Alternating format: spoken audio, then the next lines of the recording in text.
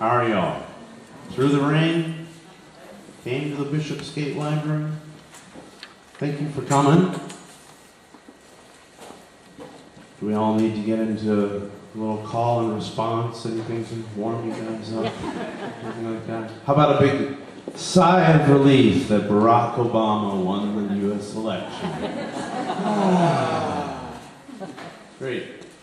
Welcome to tonight's episode of Don't Shush Me. You are in the Bishopsgate Library.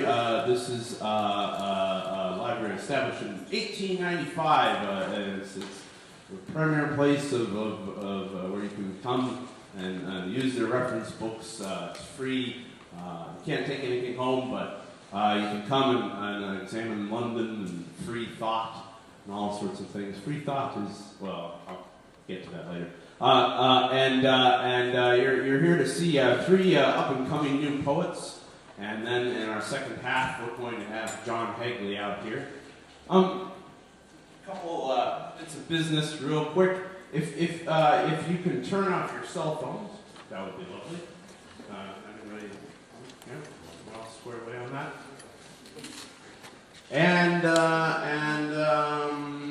Apples and Snakes is sponsoring this night, and you'll find a lot of Apples and Snakes event flyers and books and so on at the front of the room there. Is there any questions? Any comments from the audience? No? We're just going to get rolling then? Okay, good stuff. Does everyone want to feel another sigh of relief? I'm really pleased about this, obviously, being from that country. I can start saying I'm an American again. My name is Guy J. Jackson, by the way. I'm comparing tonight. Usually I tell stories. I have a new CD out myself on fboxrecords.co.uk. So I'll just sort of loosen you up with a story before I begin introducing the poets. And this is called Sailor Joe. It's like this.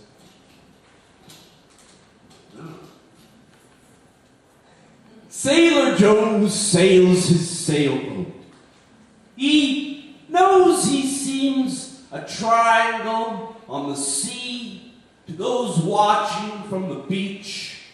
Those like his chicken shit buddy, Beasley. Sailor Joe sometimes dances a jig on his sailboat's deck.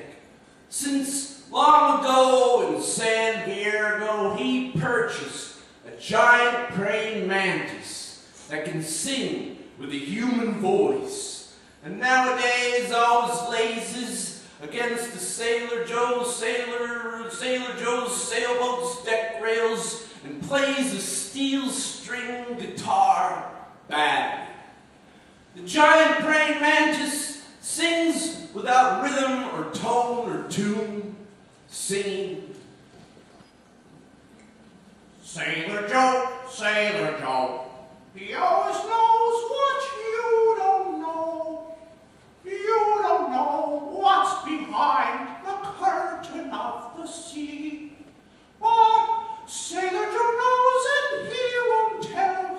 The knowledge is too melancholy. He'd much rather you happy in fact and free. Giant praying mantis didn't play or sing in the afternoons or the twilights.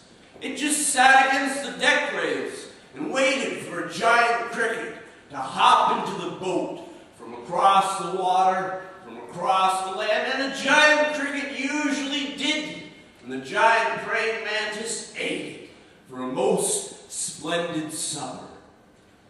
Sailor Joe watched the sunset each night with a great big grin. The sunset always painted the clouds and sky. The wave tops were foaming. The ocean thundered and thrummed beneath the sailboat. Seagulls called on their way by. There was an infinity of seagulls endlessly going after Beasley. Through a golden telescope, Sailor Joe watched watched Beasley and Beasley's fruitless battles versus the seagulls. Beasley was undone by the high seas, but he was certainly no better off on the beach defending his hill of rotting garbage.